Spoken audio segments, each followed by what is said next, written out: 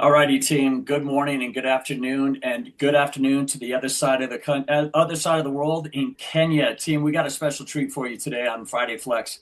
You know, this was a show that Aaron and I started about 5 or 6 weeks ago, and it was really important for us to bring on guests that have something connected to current events in sports. And what we have here today, we have some exceptional people because as many of you know, and I'm sure the entire world knows, because if you don't, you've been living under a rock, that the sub 2 hour marathon was just accomplished by a gentleman from Kenya, Sebastian Sawe, I believe I pronounce his name. He broke it at 1:59:30, and you know, God bless Yometh. He came in from Ethiopia at 1:59:41, and here's the catch: that was his first marathon. That is absolutely remarkable. And the number two, Helen Obiri, and I think I got the name wrong, from Kenya, 2 hours, 15 minutes, and 53 seconds. She was 12 seconds behind the winner. So, what an exceptional marathon. What an exceptional time in history to be a part of marathon accolades. And today, what I want to do is I'm going to introduce you to Henry Wanyoike. I may have gotten that wrong. And Henry Wanyoike. wonderful. And Steve and Henry, we're going to give you an opportunity to tell us, because I don't want to steal your thunder, because the events and the things that your accolades absolutely speak for themselves. But first, gentlemen, before we get into that, I want to introduce ladies first. My partner, co-partner, and co-host today is Erin Charles. She is the other half of Blueprint to Bluechip, and we have Denyse Cherie today joining us. So, Erin, tell us a little bit about yourself, and then Denyse, I want you to tell our audience a little bit about you, and then, gentlemen, we're going to get into you. Awesome. I'll be brief. I'm Erin. I'm the co-founder with Thomas of Blueprint to Bluechip. I'm a mom of two high school athletes, and I just think that sports is such an incredible way to develop our youth. So super excited for today. What an honor. I've run a half marathon. I've trained for a few other races, and that, like, to me, like when stuff like this happens, it's such an incredible accomplishment. So today is super special for us. I know at Blueprint to Bluechip. So we're super excited to have everyone here with us. Awesome. Thanks, Erin. Denyse, welcome, and tell us a little bit about yourself. Wow, thank you so much, Thomas. Thank you, Erin, for this beautiful opportunity. Yes, I am Denise Cherie. I'm the co-founder of Ni-Wakati Sports Africa. Something Nice. I need to clarify is Ni-Wakati actually means it is time. So that is Swahili for it is time for sports in Africa to Right. go all around the world. And so I just have a passion for creating opportunities beyond the field. I champion inclusion, leadership, and sports tourism across Africa.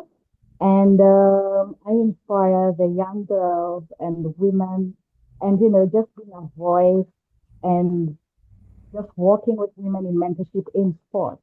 The I can say I've done 5K, and I think I'll maintain that for now. And I'm very excited to see the achievement uh, that our athletes are doing, especially pushing themselves to the limit and breaking records. And this is powerful. Thank you for this opportunity. Of course, Denyse. Erin, thank you so much. Gentlemen, we're going to save the best for last. And what I want to explain real quick to our audience is most of you have done competitive sports and some of you have competed at the highest level. I know that I've trained for 3 marathons, and I knew how incredibly challenging it was, both mentally and physically. But what I want Henry to share is not only was it mentally and physically challenging for him, he had one additional obstacle. Henry, what was your additional obstacle? Okay, thank you. Good evening, viewers. This is Henry Wanyoike from Kenya. He's the fastest bread marathon in the world, and I can see, but I ran with a guide, of which it has been so easy for me when I have a guide who is act like my eyes. It's Right. all about trust, and it's all about working together as a team. So my win is not only for myself; it's also for my guide. That's incredible. That is awesome. So, team, there you have it. Henry has accomplished so much, and he's got the fastest time, and he's also blind. Steve, tell us a little bit about yourself and how you fit into the equation. Yeah, thank you so much, Erin and Thomas. Blueprint to Bluechip. My name is Steve Muturi. I'm a regular guy. I'm the co-founder of Ni-Wakati Sports Africa, and ours is just to promote emerging sports, mass participation events, and we work with organizations like Henry Wanyoike Foundation. We work with the county government. Ours is just to promote sports for the kids, youth sports. We do sports for development, sports for education, sports for climate, sports for generally empowering the communities. Ours is a mainly grassroots sports, so we want to elevate grassroots sports to the next level. Thank you so much, and I'm super excited to be in this show. So Yeah, in the locker room. I'm indeed in the locker room with the legend. well, listen, Yeah. my first question is for Henry. Henry, every time that we globally, every time with all the amazing marathons from London to Boston to LA, Chicago, Kenyans are always at the top. Why do you think that is?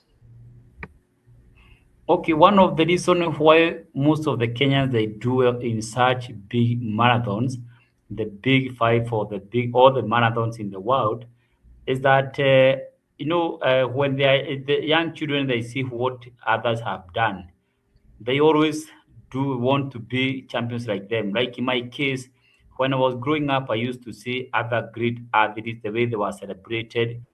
And you see them at the podium. It's a good feeling.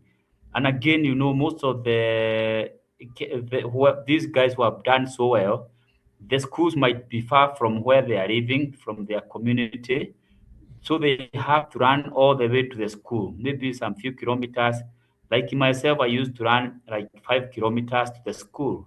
So that is one of the reasons why we do it very well. And again, the other is elevation. Our altitude where we do the training is like my area is 2,300 above the sea level. So training or in a place where there is less oxygen, when you go to somewhere there is more oxygen, it is easy for us, and that is why you see even most of these other athletes they come to Kenya on higher altitude to train there.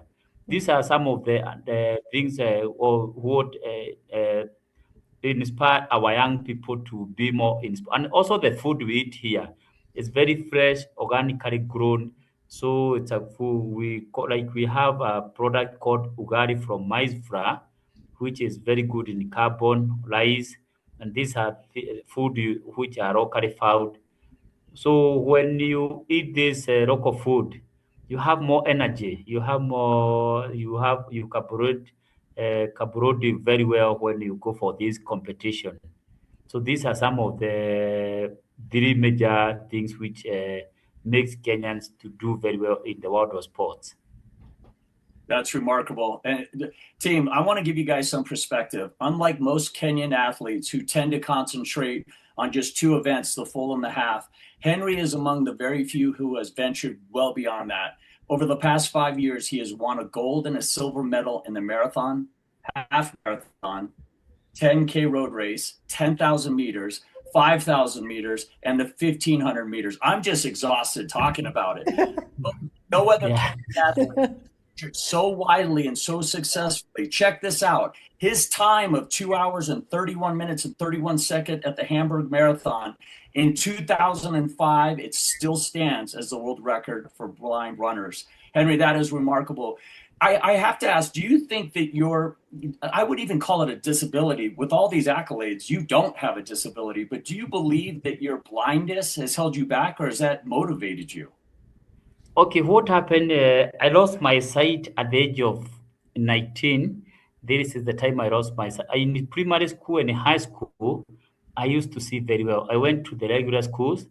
I used to see for the last 19 years at my early age.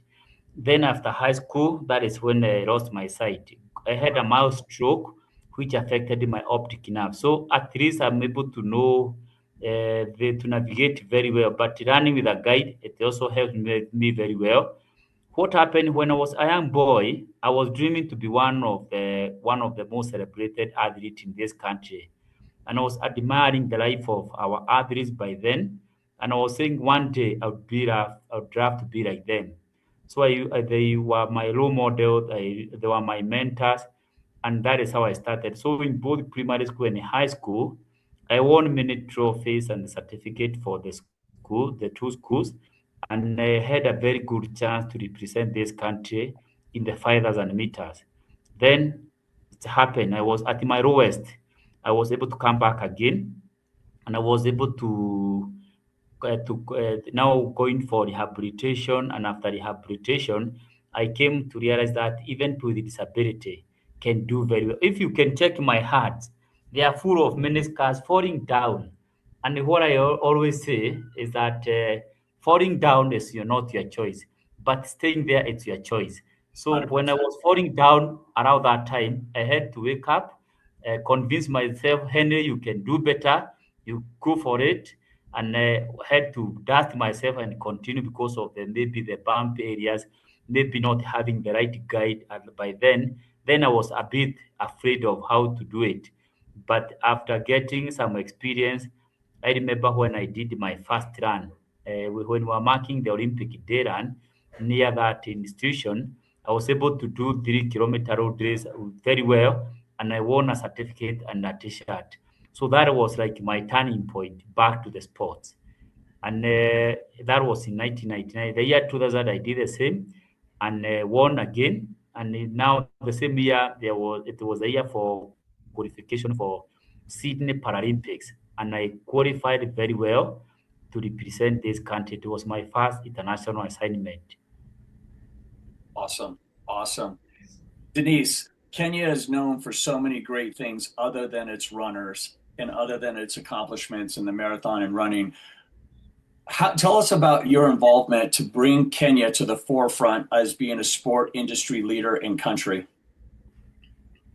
Okay, Wow. what have been Sorry. Yeah. Okay. So what I can say, Thomas, thank you, Henry, is that I've been in the creative space for a while now. I think more than a decade, where I've engaged in film. I've also done music. When I talk of film, I started as a drama teacher, where I just trained the children on how to do simple skits. And Thomas, if I can tell you, storytelling is amazing. You just start by telling your story and someone else's story, and that's how you reach out to so many people and it becomes impactful. So for me, I can say since I started training drama and then I graduated into film, and also I'm in the music industry where I do contemporary music. Some of these things start as simple, but now the more you reach out to so many people, you become their voice. Because in music, you realize that there are girls and women who feel disconnected. I also work with women who have faced issues like fistula, for example. And when this is caused by early marriage, forced marriages, there are some communities, the undeserved communities, you find that they go through forced marriages, they go through early pregnancies, and I'm talking about teenage pregnancies. And I'm not saying about the teenage of 17 years, I'm talking about 13 years old, where now it becomes a situation just for them to fit into the society. And if I can tell you a story, there's somewhere I went just to train the basics, like basketball and dodgeball. And as we were doing the training, some of the girls were withdrawn. And we started asking and just asking them, can we do a Christmas play? And everyone was like, I want to be Mary. And actually, I got one actress who was actually pregnant at that time and she fit the role so well. And so instead of looking at her pregnancy as shame is so that she can fit back into the society. And with this is how we mentor them and ask them on how to be part of the sport, how to engage back to sport. And you see, with this, you find that the woman's confidence comes back. And let me tell you, Erin and Thomas, everybody, I came to realize we are all gifted in one way or another. And the gifts and talents are actually inborn. It's just a matter of time. When is it that you're ready to state and present your purpose? Just that. Ni-Wakati, it's time. And if I can continue and say, just by being with this girl, by being with the youth, by being with the women, you find that they get so much connected and interested to be part of the sport one more time, to be part of the community positively one more time. Yeah, so much. That's awesome. That's awesome. Steve, I'm going to ask you the same question. Kenya is known for its athletes, its runners. What do you think it's going to take to put Kenya on the map as the industry leader and the top country in marathon running and in sports, in youth sports? Yeah, I think for me is just to as Denyse said, storytelling. Because now being with people like Henry Wanyoike, I mean, athletes that have done Kenya proud, and them being the ambassadors for amplifying how Kenya is known for long distance running. But again, for us as Ni-Wakati is all about and collaborating with the Henry Wanyoike Foundation. For us is now to create. Kenya is known, yes, for long distance running, but again in terms of the economic behind it, we are like left behind. So for us is to create to bring out the potential of the sports tourism aspect. Like Henry will tell you where he trains, there are some of visitors have come from Germany just to watch him train. Yeah, and that is something that can be amplified through grassroots sports, because again Kenya has been in the limelight for many years. I remember when Henry Wanyoike broke the world record in 2005, Yeah. right?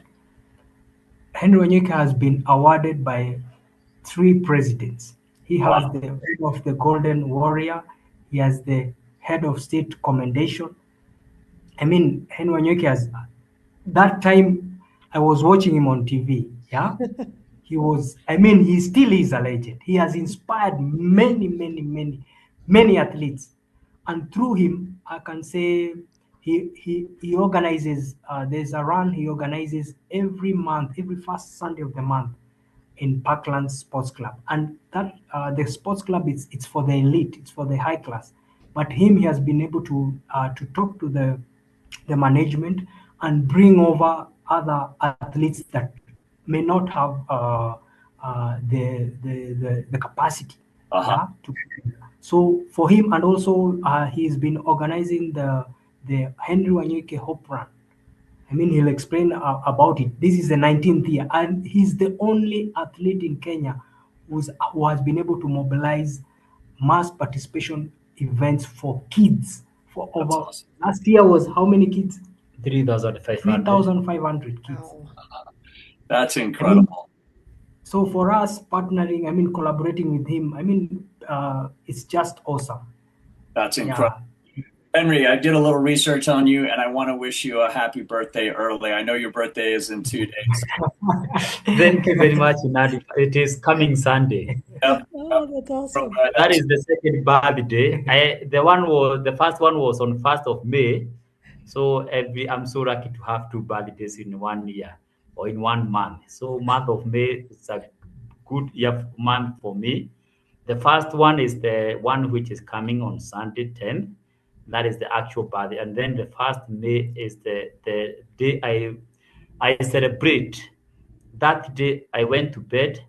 The next day I found myself in a total darkness. So, and for what I have achieved, not I don't celebrate that day, but I celebrate for all these years what I have been able to achieve. And I love to share my story during this time with the upcoming, the young people who I believe they are the future of this country and beyond. That's awesome. Henry, so training, tell me or share with me and the audience, when you're training for a race, it's not enough for you to just be mentally and physically ready and prepared, but you also have to pick a guide. Walk us through what it's like to audition or to pick a guide to run with you. What is that process like? Okay, thank you very much for a good question. When we are running or when I'm preparing for a major marathon or for a major event, first thing is I have to ask myself how am I going to accomplish what so that whatever I put in my mouth, I can be able to show. And so I have to make sure that I buy something which it is uh, good for me by that time. If I'm in good shape, I can take the marathon, 10,000 meters, half marathon, or the 5,000 meters. So I have to get a guide. Then after being registered for a certain, I have to check which race I'm going to take part. I have to get a good guide. Then somebody will be able to read from the same page. Somebody I can be able to trust. Somebody who understands this is not my race. This is the race I'm supporting a bright person. I want to see this person achieving. I want to see this person winning. So you must get somebody who can be able to start with you, somebody who can create time, who can give you his energy and resources to add my that success. So we have to sit down with the coach, and we work out for we see how we can be able to do it, and then we have to sit and see the previous record because we have to work with the previous record. Either it was for me or for somebody else, so that we can be able to calculate and we do the good mathematics on how we can be able to, for every kilometer, this is how we need to do it. For every lap, this is how we need to do it. And we do the good calculation. So the work of the guide, he is always next to me. We are attached with that tether or a small string whereby he is connected to me. And when we are running, it's like one person, but there are two people. So he has to be beside me, and he's the one who I have to detect the pace because this is my race. And here now to tell me we are turning a few meters, we are turning left, or we are going uphill, we slow down for the speed bump, slow down for the water on the way. So we normally talk around. And I think if we are not talking, or most of the time nowadays, because we are used together, we don't talk much because we lose energy. And the challenge is only when we are starting any race, because like when you are doing the marathon or even on the track, you in the beginning people come together, they run very fast, then they broke the way. So this is the most difficult part when we are taking part, and we lose some seconds or even some minutes before we fight our own way because we try to avoid not to step on somebody else. We don't want to cause any commotion or any injuries to the other athletes. So my guide has to take care of the time, and he has to make sure that they have enough water on the way. The way is clear, and so he does a lot of work. So this somebody I really value very, very much, a guide who always help me to see that I have become a world champion. Because maybe on my own I cannot make it, but with the teamwork and trust, honesty, uh, creating time together, this and the guide must go an extra mile. He must be a strong person who can be able to keep up with the pace. I remember when I did my first race in Singapore, in Australia, I was dragging my guide to the finishing. He was unable to finish the race, so I was like pushing him to the end. When I did my first marathon, it was in Tokyo. My guide, after 12 kilometers, he was not able to keep up, and more than 2 kilometers to go. I had to get more guides on the way. So you must get a good guide who nowadays I don't have problem with the guides. The one I have can be able to do the whole marathon from the start 1 kilometer to 42 kilometers or 26 miles. So I'm so lucky to have good guides at the moment. Yeah, no question.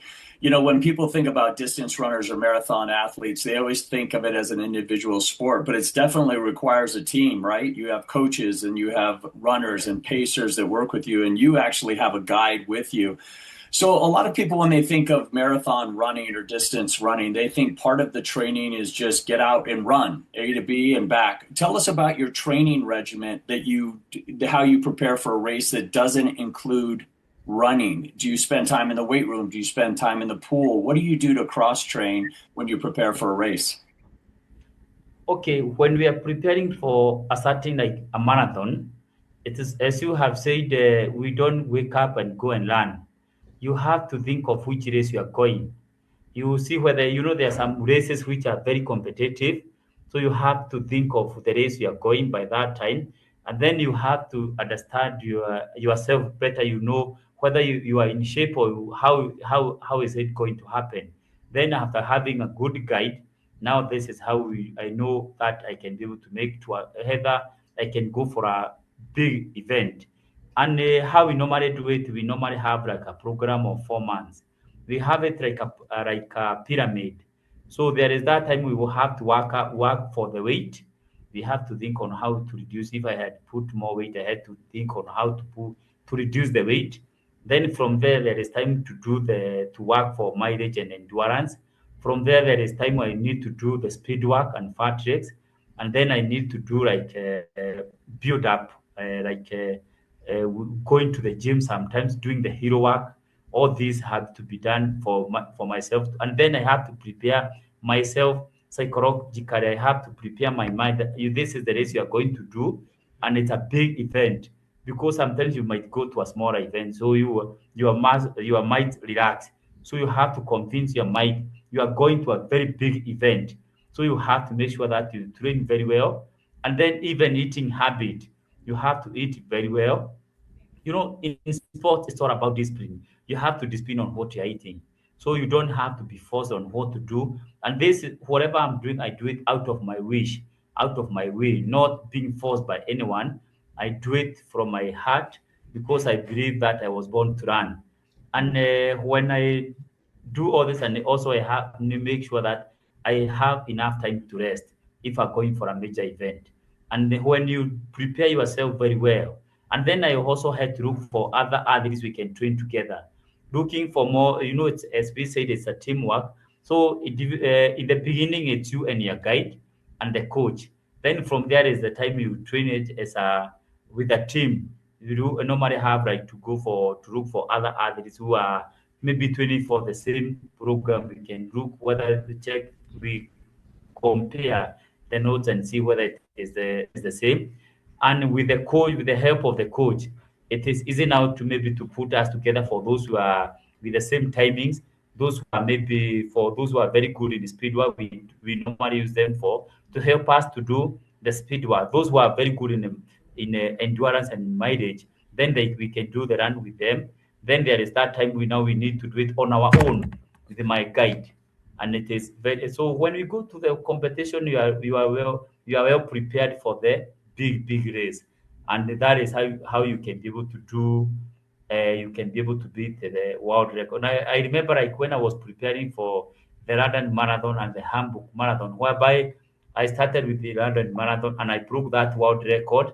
1 week later, I went for the Hamburg Marathon. So it's in 1 week I was able to do two marathons, and every marathon was a world record.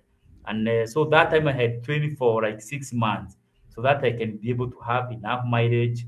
The endurance was okay. The speed work, my body was well prepared for the two marathons, but it was too tough for me. I've never tried again because it was too much. So that time I was entered for two marathons, and they came at the same time, and so I never tried again. But I'm happy that those two marathons, it was they were the two marathons I always appreciate. We did it to our best. That's incredible, Henry. I actually and Denyse, I'm going to have a question for you next. Henry, I actually have a friend of mine. I lived in Los Angeles, and he's watching this live. And he asked a pretty interesting question. And he said, ask Henry what his top 3 running shoes are. The time I broke the world record, I was in A6. Okay. Then I have done it with the Nike. At the Okay. moment, I'm with the Enter.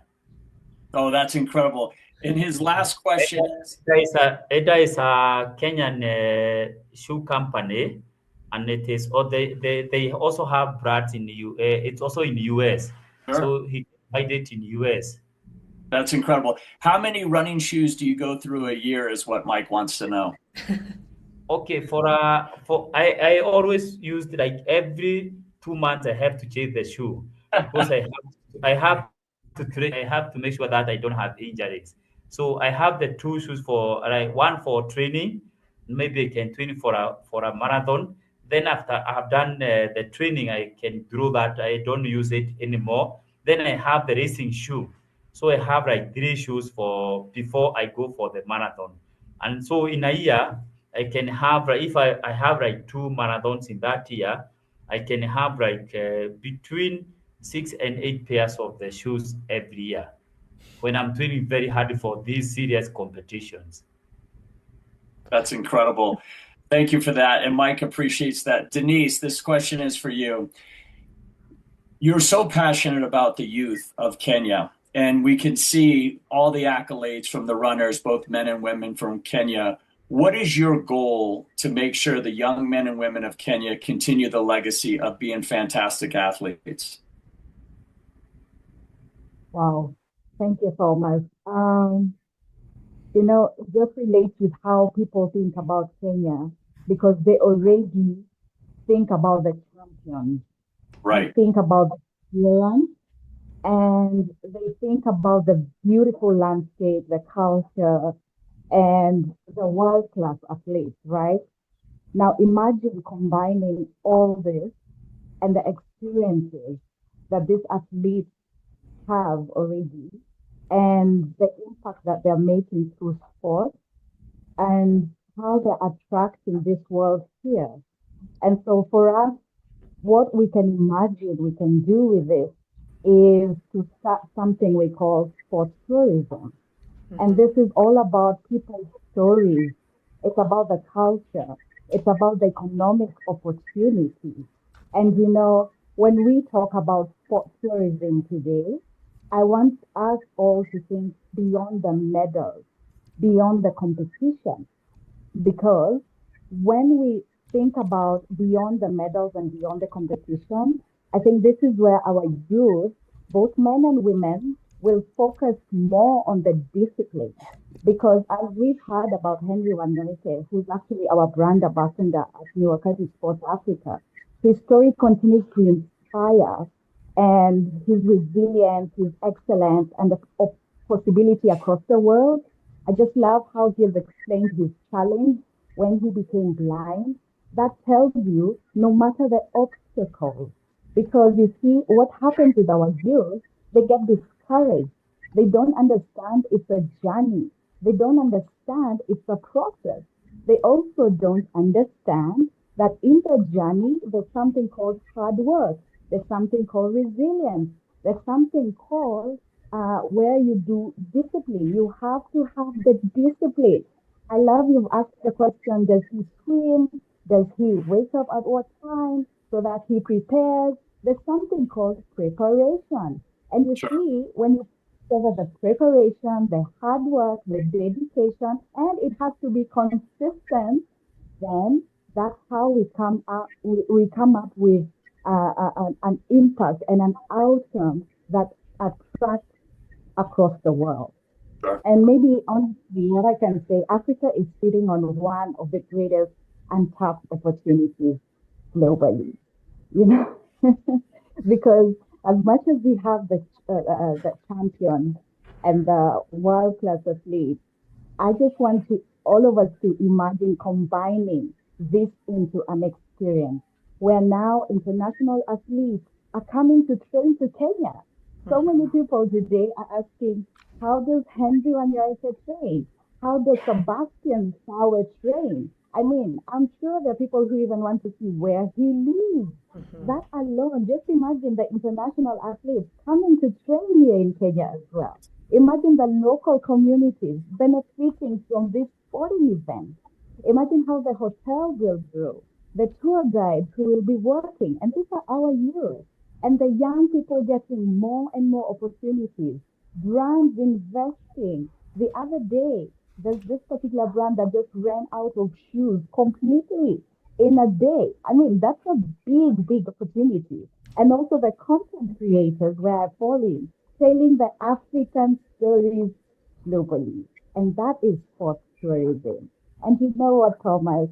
At Ni-Wakati Sports Africa, we believe that sport can become a bridge to connect this tourism, where the Right. youth empowerment, the education, the wellness, the women leadership, and also the business growth becomes one ecosystem. That's incredible. Thanks, Denyse.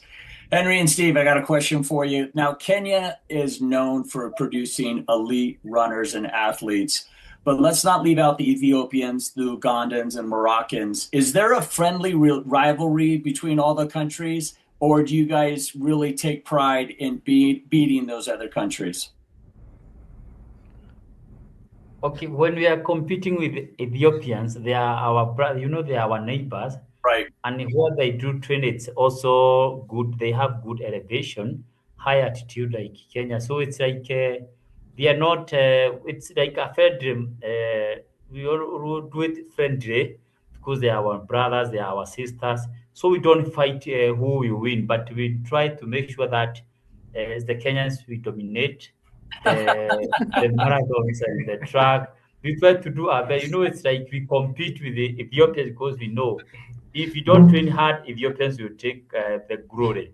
And so most of the Kenya, they have to work very hard. And that is why you see it's like the game is for Kenyans and Ethiopia. Look, the Rwandan marathon, it was Kenya versus Ethiopia.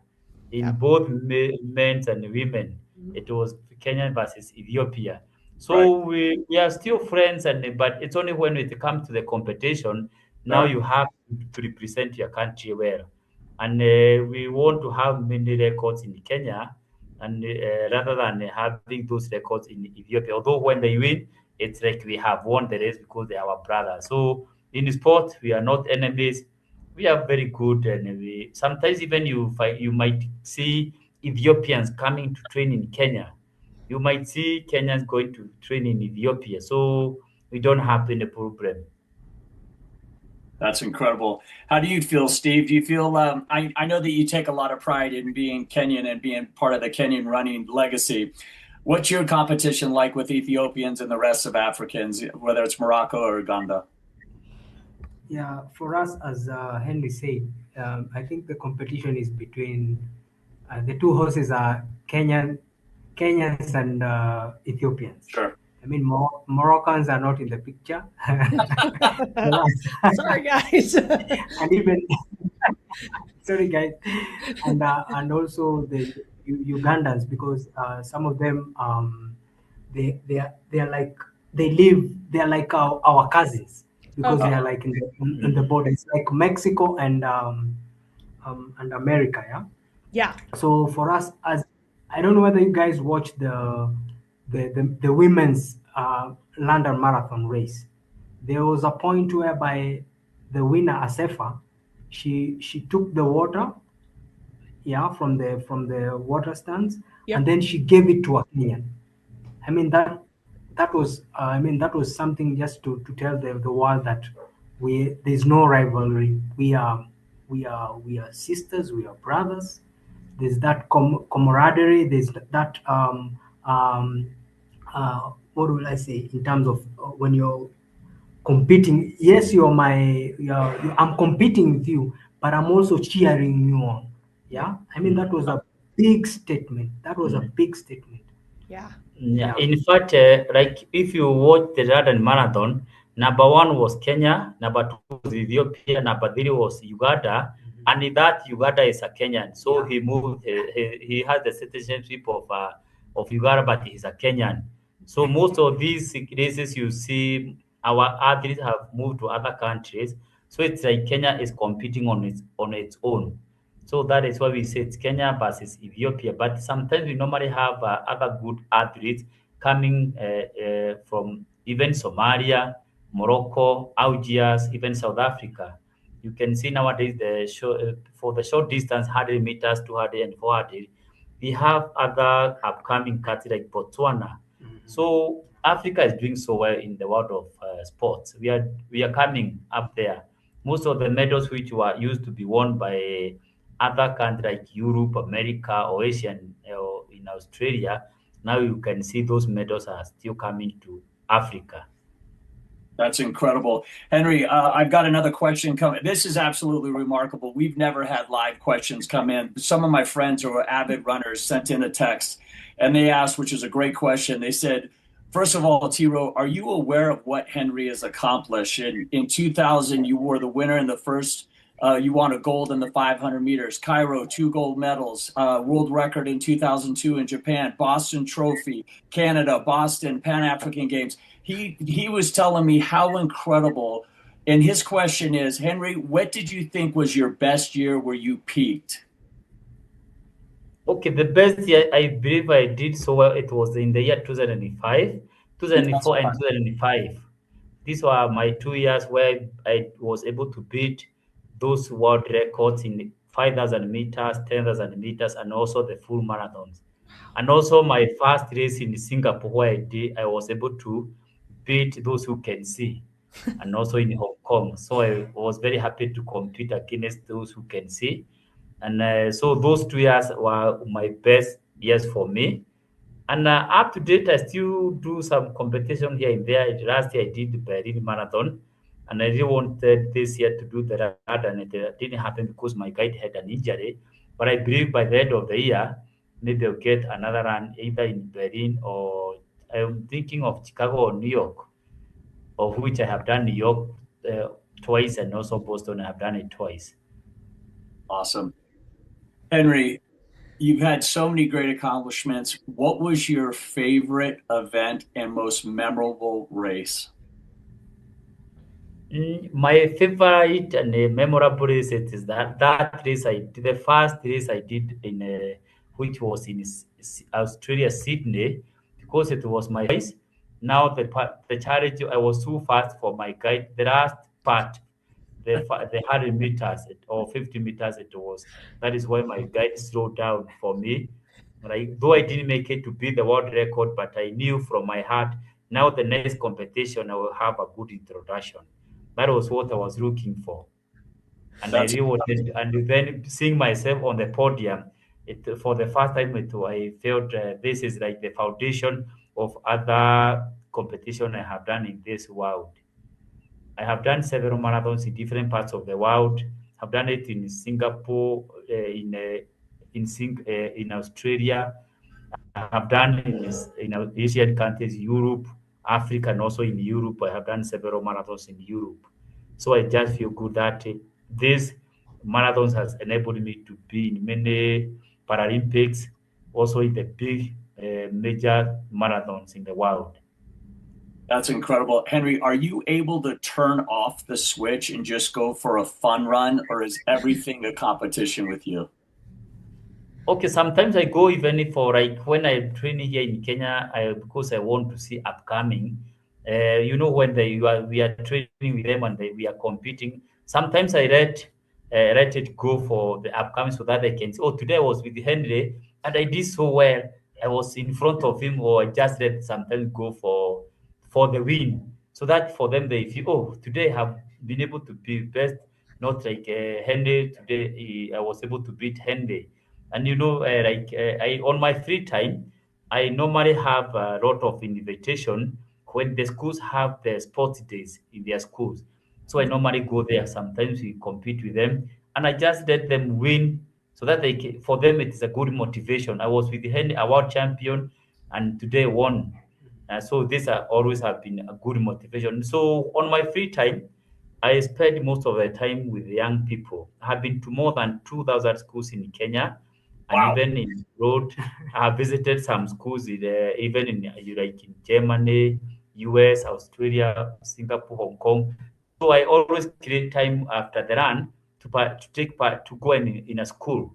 I always tell the organizer, please make sure after the run I go to one or two schools or three schools before I go back to my country. So I have a very big passion with young people because I believe if myself was not mentored, I could not be able to be who I am today. So I love talking to the young people. I want to see more Henrys after these young people to take me as their role models or as their mentor. So when I see them winning, I just feel good. Like in Paralympics in Kenya, I have seen most of them coming up so well, and they are winning and they are represent this country in the best way. So I feel, oh, these are my product. I just feel very good. That's incredible. Denyse, we could celebrate the men left and right, but let's not forget about the Kenyan women. What do you hope that the world will understand and appreciate about Kenyan female runners? Wow, thank you so much. What I can say is that, you see, when we watch sport, or any sport for that matter, we take for granted how easy and smooth these athletes make it look. You Right. know, just listening to Henry as he's talking, and I've been with him in one of the races we've done at Karura Forest. And let me tell you, he can run. When he's in the field, he's different. And that's the reality. When we look at this athlete, sometimes we just take it for granted. We feel like it's so easy, so smooth. Oh, you could have run more, you could have added more speed. We are so quick to, to judge and say, why did she take so much time? Why did she could have done this, she could have lifted this leg. But it takes a lot of effort.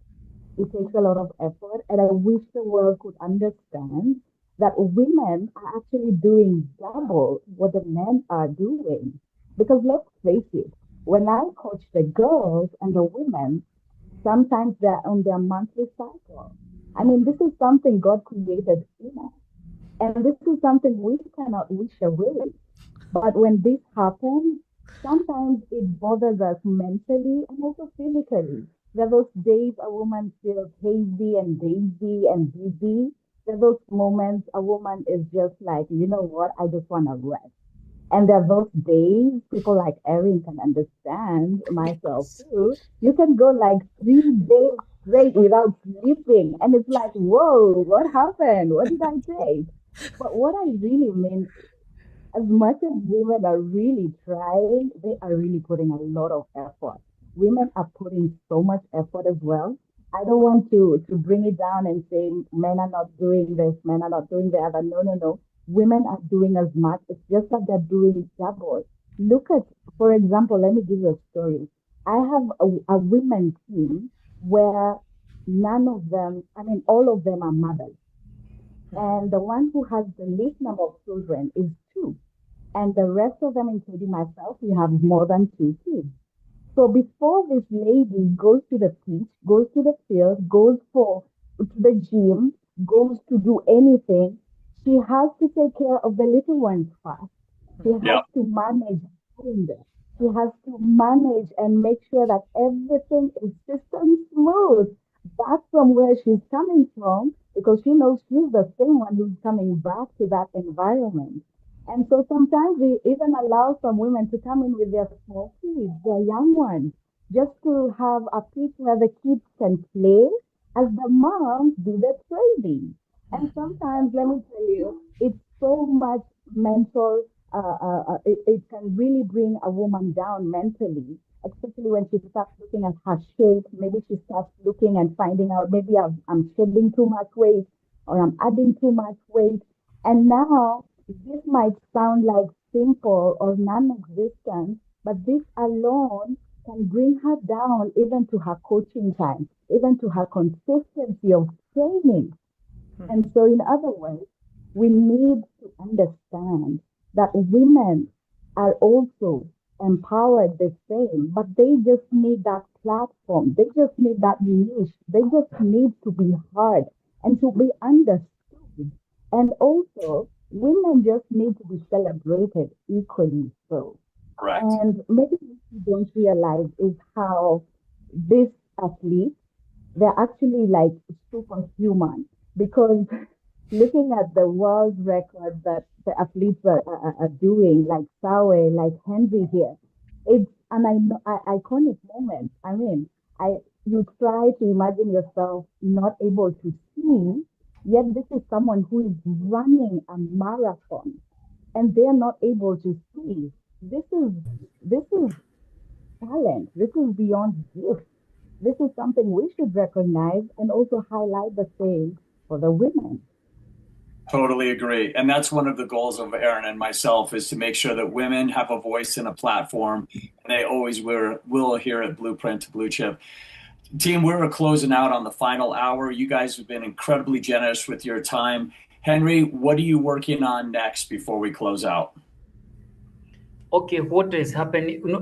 After my win in Athens, when I won 2 gold medals, I decided now to have a very good network with the community where I grew up, because I grew up in a very humble beginning. And the year 2005, I registered Ni-Wakati Foundation with the help of my friends. And through this foundation, we have been supporting education. We have been supporting people with disability. We have been supporting environment because I strongly believe that when environment is good, that is that we are able to beat the world records, and also people with disability, either on their mobilities and showing them they are capable, like myself. And for the education, even have a kindergarten, Teresa House of Hope, whereby we want to start from the grassroots and have supported many young people in schools, and through the help of my friends and some organization who have really supported me. Sometimes there's even the school books, they have my story there. And so when they read about me and they see me physically, they just, it's a good thing. This is part of the book I normally visit the school with, Henry Wanyoike, Victory Despite Blindness. It's also, now this is the German version. This is the Dutch in Netherlands version, and now this is the the German version. So these are the books which have been written for my story, and I believe this story will be in a movie very soon. And just feel good when I see young people, and that is why I said most of my free time I share it with the young people, and I want to see more and more people benefiting through sport. The sport, as I said, is sport, and when the people are they are disciplined, they don't go for drugs. So I advocate for the young people not to go for drugs, not to join criminal groups or criminal organizations. So has been my part, and always say, though I lost my sight, I never lost my vision. I Right. took my blindness in a positive way, and here I am. So I always tell them, any kind of the charity that might be going through these young people, they should take it in a positive way as a stepping stone to take them to the great heights. So somebody is made from the character they have. So, and I always say that any kind of the problem we have, it's temporary. Things change, people change, but it doesn't matter. The condition you're in that time, it is temporary, and it doesn't mean that it determine that is your destination or your future. So this is the message I've been showing them. It has been like me. I had used to have good sight. Today here I am, and I have won incredible awards, even being the best sportsman of the year 2 times in Lisbon, Portugal, and in Barcelona, and also in here in Kenya. I have won so many. So I just want to live in the memories of many young people. When Hen Wanyuki will not be there, what is this he will be remembered for? I want to leave this world a good legacy, a mark or a scratch. When Hen Wanyuki was leaving, this is what he left behind. And that is why I'm very much involved through the foundation and visiting schools and other organizations. And I try to share even the companies how they can be able to apply what we do, our preparation before and before we go for the major events. And when they apply this, what we have been doing, it is the companies excel very well. So I've taken part, like giving a talk to companies like Coca-Cola, Procter& and Gamble, Safaricom in Kenya, and Itomi. These are an even shoe company. So these are the major companies I've been able to talk to. and to show them how it works as a team, because it is all about teamwork, trust, honest, and also how people they can be able to, from the previous mistake, we can be able to make it even better. No question. I love that quote. At the moment, I'm preparing the 19th edition of Hope Run, which is coming on June that, whereby I bring the community together. It is under the foundation. So this is how we fundraise, and you get some money to support the projects we have in the foundation. So it will be on 19th of June, the 19th edition. So I want to see Henry shining and also still competing. So long I'm in good health, no injuries, I want to continue competing, and I thank God that He has given me that grace and favor, and His grace is sufficient, and I believe I want to see Him in the next few years still doing so well. That's incredible. I love that quote, Henry. I may have lost my sight, but I didn't lose my vision. Henry, you're a world record breaker and holder. Denyse and Steve, you both are champions in our eyes. We can't thank you all enough for joining us. It's been an absolute pleasure. Aaron, thank you for joining us as well. We want to wish you guys a fantastic evening and a fantastic weekend. We look forward to having you guys on the show again very, very soon.